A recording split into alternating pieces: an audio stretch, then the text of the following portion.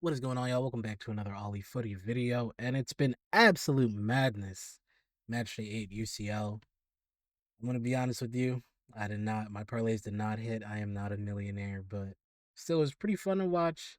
I think, for a lot of people, last year they were pretty down on this new format, but then that Matchday 8 was really cool. And then I feel like it was the same thing again this year. A lot of people felt, a little bit lost and that there was too many, or actually not too many, but not enough stakes in the league phase. But hey, I mean today, several big teams dropped, several big teams went into the top 8. So let's take a quick look at this. I'm gonna pull up the table. I mean, it was a crazy game. And probably I might even start with, sorry, let me get this up for you. But yeah, probably I might even start with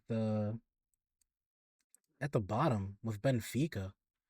Benfica, last minute goal against Real Madrid today to win the game. Well, not only win the game, but to get into the top 24. That was huge because it looked like they were not gonna make it. It felt like there was a lack of urgency, and that's a theme I'll get into later. But Benfica, man. I mean, look, it's tough to play there. Obviously, PSG fan, I went there. I didn't went there, but we went there, and we got a draw back when we had Messi and Neymar. And yeah, they're just a tough team. And I think that team is actually a lot better than this Benfica team because I remember that season Benfica went to the quarterfinals, lost very close against Inter, who ended up making the final that year. But yeah, it's a tough place to play in Portugal. I did expect Madrid to win, so I'm a little bit disappointed.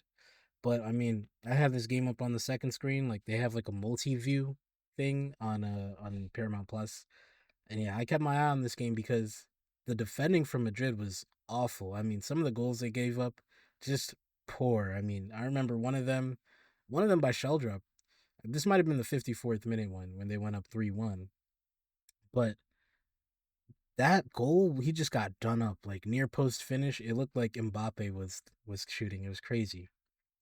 When Benfica play with, their lives on the line, it's a different team, man. In Portugal, man, what a game. And I think I kind of touched over this. Mbappe's gonna get his goals. I touched over this in a different video. I'll put it up there. But Mbappe got his goals. But again, Madrid just don't look an elite team this year, even if you have elite players. I thought, Mbappe obviously had his goals. He took his goals well. But outside of that, I mean, everything was a struggle for Madrid, honestly. And yeah, I don't see them winning anything. And it's funny because I think right now in La Liga they're only 1 point behind Barca, but even then I don't think that's enough. I think Barcelona, especially how they look today, even though they were kind of leaky on defense, they can outscore anyone, and Madrid can't. So, and on top of that, Madrid can't defend with the elites. So yeah, I just don't see a great season for Madrid here. But we'll see. Maybe something turns around. Maybe they can scam something. I don't know. But let's kind of look back at just the whole thing, the whole round. Because I mean some of the results today were kind of shocking. I mean, Olympiacos winning at Ajax, that's, Olympiacos has grown really recently with their new owner and their investment. And Ajax obviously been on the down and decline for the last few seasons. Obviously last year they bottled the Eredivisie to PSV. But yeah, you would think, Ajax, even though I think they were technically eliminated, they might have had something to fight for. I'm not sure.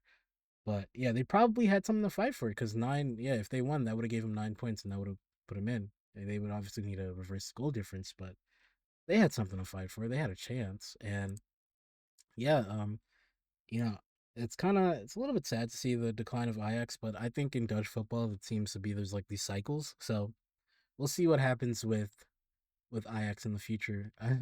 But I don't think you guys are paying too much attention to Ajax. I think, when we look at some of the shocking results today, Sporting winning in Bilbao, that's huge for them.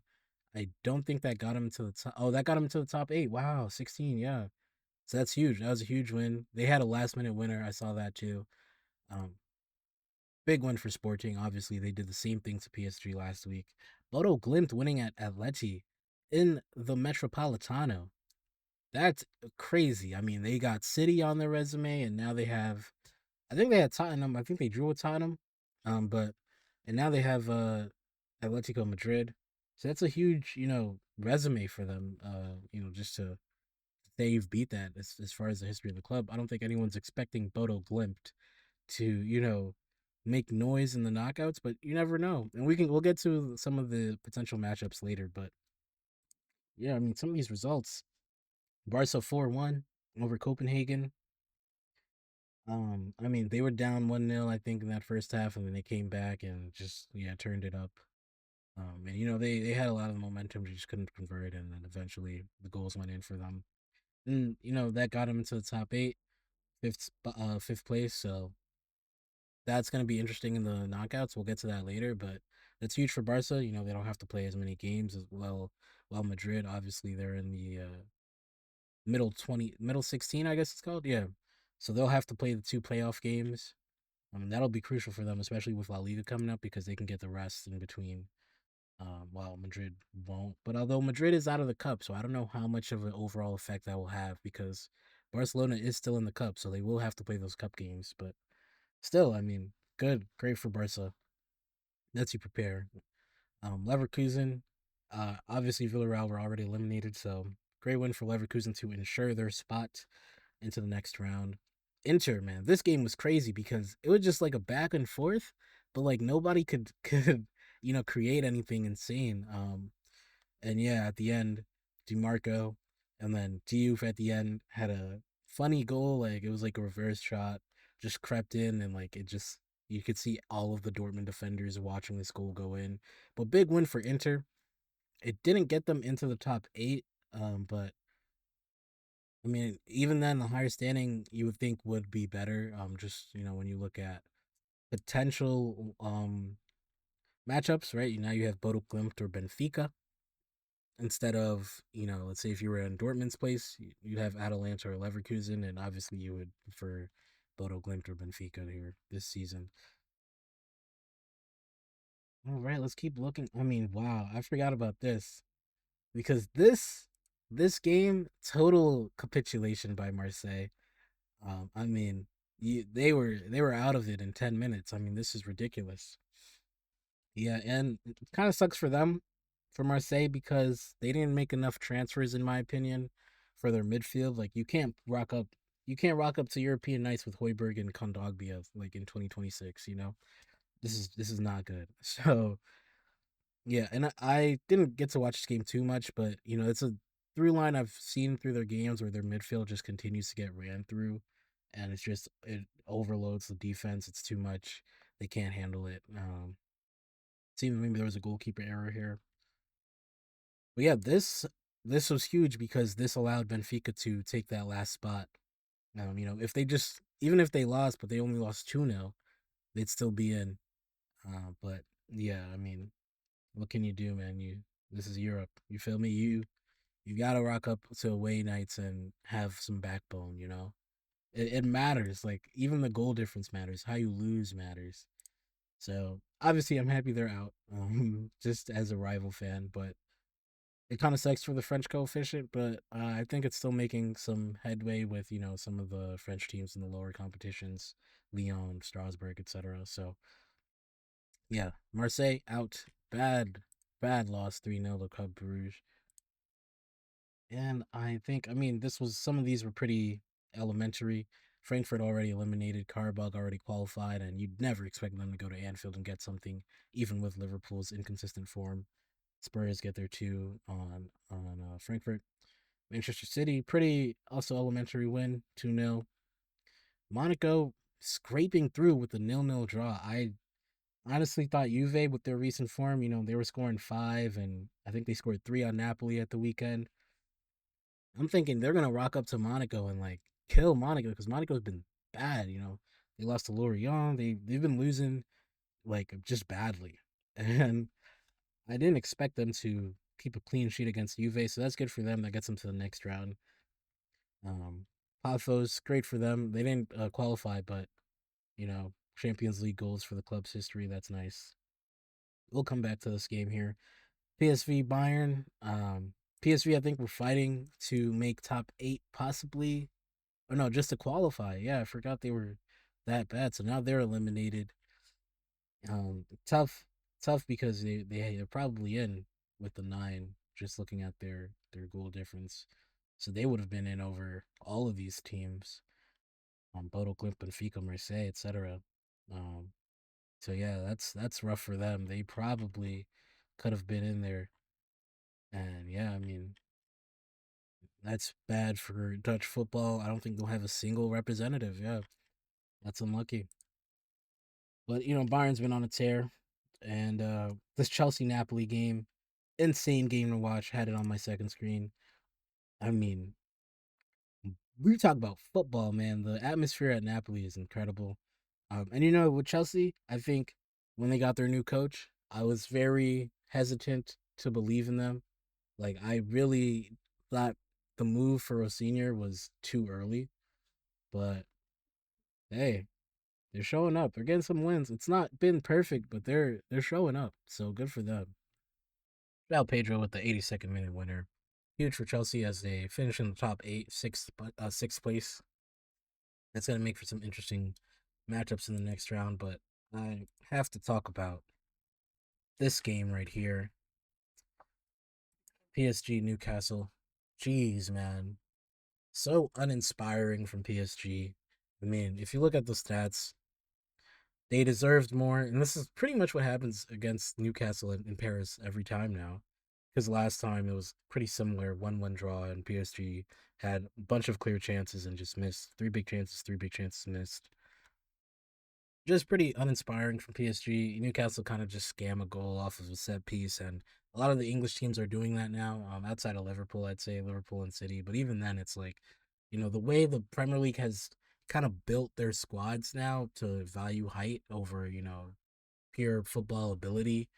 It is A, unsatisfying to watch, but B, it does give them sort of an advantage in Europe as far as kind of focusing on set pieces because, teams don't build for that in Europe. Teams build to play football, open play. Like a lot of the Premier League teams now are shifting towards predicating their squad on these set piece moments. And it's not entertaining, but I guess you have to respect it. But yeah, PSG should have put this game away. I mean, a missed penalty by Dembele. I think after today, you switch him off Pedants. I mean, Vitinha, obviously man of the match. He was great today, but even then, with Dembele missing that pen, I think Vitinha should be taking pens from now on.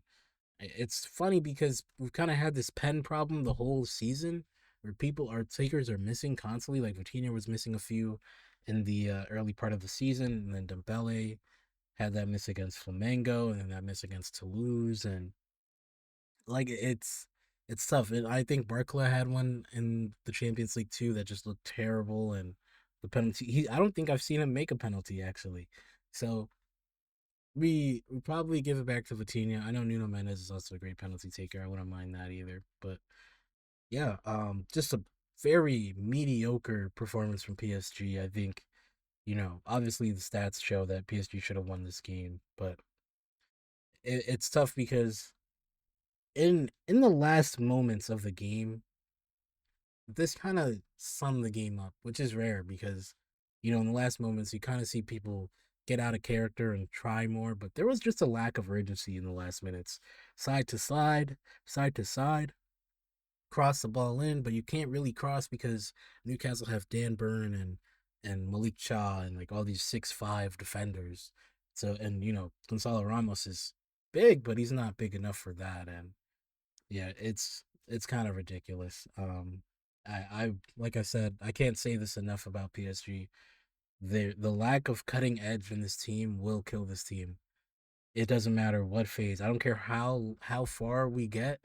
I don't trust this team to win this competition unless we find this cutting edge, directness back in our football. Yeah. So mediocre performance. It is what it is. Now PSG and Newcastle with that draw, both in the middle 16. PSG 11, Newcastle 12. And yeah, now let's take a look at some of the potential matchups because These will be interesting. I almost want to make predictions, but I might wait till the draw to do this.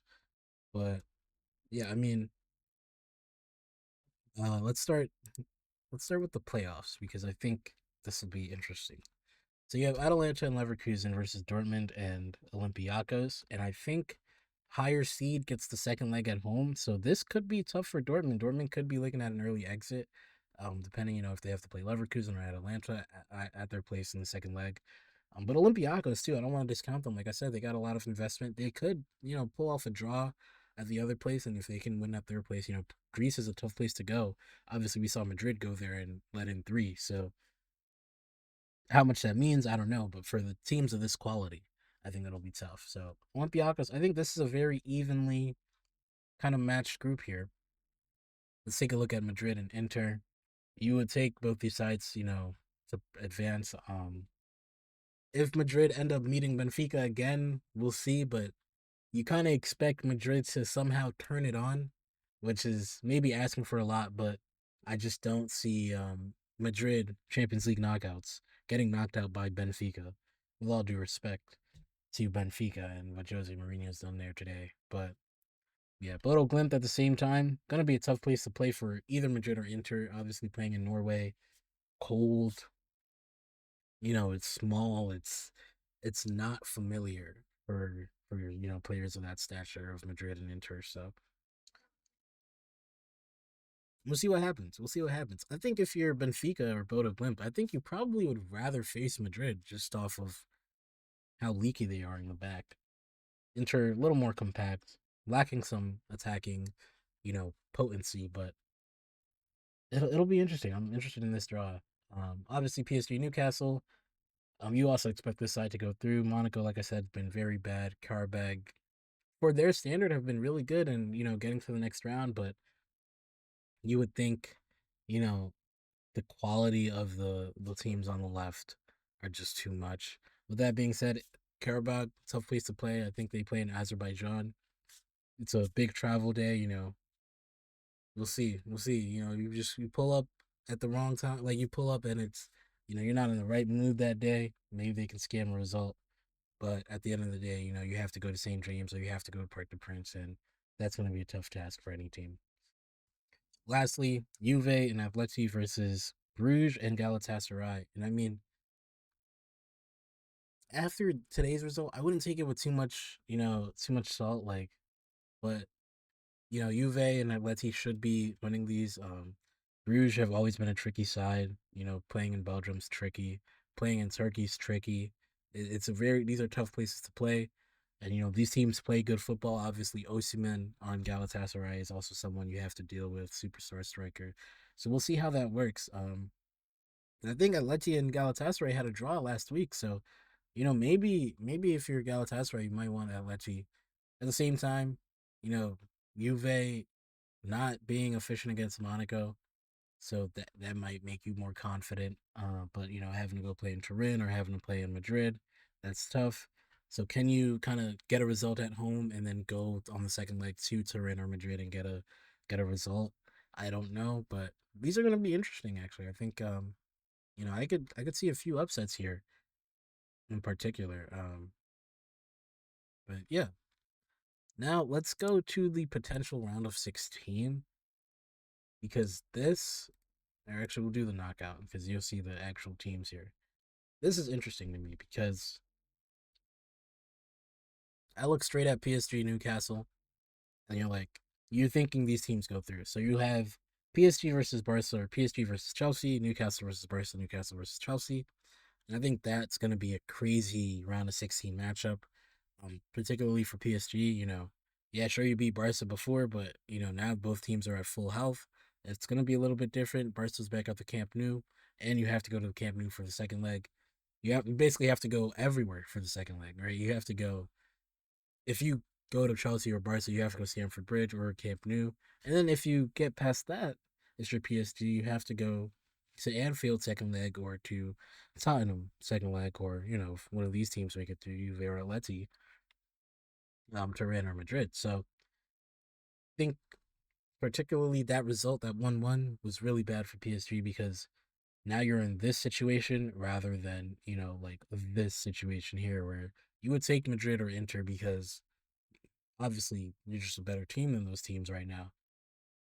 But now you're here. So we'll see how that shakes out. Um yeah, I mean some of these potential round of 16 matchups are pretty intriguing. You're probably looking at Juve, Liverpool, and Atleti Spurs or some sort of, Atleti Liverpool, Juve Spurs. Um Real Madrid City round of 16. I think that just it's destined for the Champions League every year. Inter Sporting, Real Madrid Sporting, maybe not so glamorous, but it's tough to win in Portugal, as we saw with Madrid today. And these Portuguese teams always bring the fight in Europe. Um, I mean Arsenal, Bayern, you expect them to at least get to the quarterfinals. I probably expect them to beat any of these teams. So you expect Arsenal and Bayern to get to the semifinals minimum. And then from there, things can get dicey. But yeah, I think this is making for a really interesting knockout round. I think especially the round of 16 is going to be incredible. Um, and yeah, look at some of these teams in the playoffs. And some of the teams that got knocked out today, Napoli, I mean, man, Napoli. Conte in Europe. I don't understand for all of this, domestic dominance that he has, and especially for a club like Napoli where you've won two of the last Italian titles. And you would figure as a club the next step is to make a noise in Europe at least. Like, you don't want to be knocked out of the Champions League by January. Like, you know what I mean? That's really interesting to me. I don't know why Conte just never gets to have an impact in Europe. I've seen some people say he doesn't rotate enough, and I guess that makes some sense to me. But Napoli had a lot of transfers. They brought in Noah Lang, who I think they just shipped out to Galatasaray. So Noah Lang is actually gonna be playing the UCL knockouts and not Napoli, which is funny. But they brought in Noah Lang, they brought in David Neres, they brought in Hoyland McTominay 2 seasons ago. It's like, you brought in a lot of great talent, but you still can't make noise in Europe. You can't find a way to rotate your team so that you can fight on two different fronts. And yeah, I think they won the Supercoppa Italia this season, but like you expect more from them. I mean, when you look at some of these other teams that got knocked out, Villarreal, they spent a lot this transfer window, so I'm a little disappointed in them. But I think also maybe as a Spanish team, and especially their financial situation, you want to get just consistent UCL qualification rather than trying to stretch your team out between the two competitions. So maybe they're focusing on just finishing top four in the league more consistently, and get that consistent revenue, and then you're in the Champions League and you can fight. But I mean, if you're a fan, this is poor. Not a single win, 1 point. That's ridiculous. Ajax, we talked about Frankfurt. I think, for the talent that they had, even when they sold, obviously, Marmoush and Ekatike, etc., um, it's a little bit disappointing for Frankfurt. They have a lot of talent. Copenhagen just missed out. They were fighting. It's unfortunate their schedule is just so tough, but it is what it is. Bilbao. Before that winner against Sporting, like before Sporting scored that last goal, I think they were qualified. So that's tough to have that heartbreak at the end. Union Saint Gilloise, just too many goals conceded. If you, I think I don't remember who put a bunch of goals on them, but maybe it was Bayern or something. But yeah, when you concede, that many goals, you can't expect to be qualifying. Obviously, Marseille, Paphos. So tough break for them, but I like this lineup. It's very intriguing. I think there's some really tough places to play, some tough trips for teams, which can make things dicey. And yeah, thank you guys for watching. I guess the next PSG game is when we'll be here, Strasbourg on Sunday, I believe. So that's gonna be tough because Strasbourg are gonna have some rest. Conference League is over, and we put a lot into this Newcastle game. Like you could tell the way we were pressing. So going to Strasbourg, tough game. That might be tough. Same time, and we'll have the Classic afterwards, and then we'll have some like playoff matches in between that. That's gonna be rough, man. I think this team needs rest. So the win today was very imperative. Luckily, you're hoping. I think if you're PSG, before I end it here, I think if you're PSG, you're hoping to take Monaco just because the travel's better. You don't want to go to Azerbaijan. You know what I mean? You don't want to go all the way down there. Monaco, more normal trip. You're used to it. You know what I mean? It's it's not as big of a toll on the body. So I think if you're PSG, you're hoping for Monaco. And then after that, I mean, like I said, you're looking at Barca Chelsea. We'll see what happens. But yeah, let me know what you guys think. I think this was a crazy match day. I think I'm really digging the format when it comes to the end like this. I think when you get into the dog days of the format, match days 4 through 7, it's like a little bit much, and you're like, man, nothing will really shape out until unless you're winning all your games, but most teams aren't unless you're Arsenal. But yeah, it's hard for the whole thing to shape out. So yeah, I think at the end, it was really exciting, and I think this new format's pretty good. But yeah, until next time, it's been your boy Ali Footy. We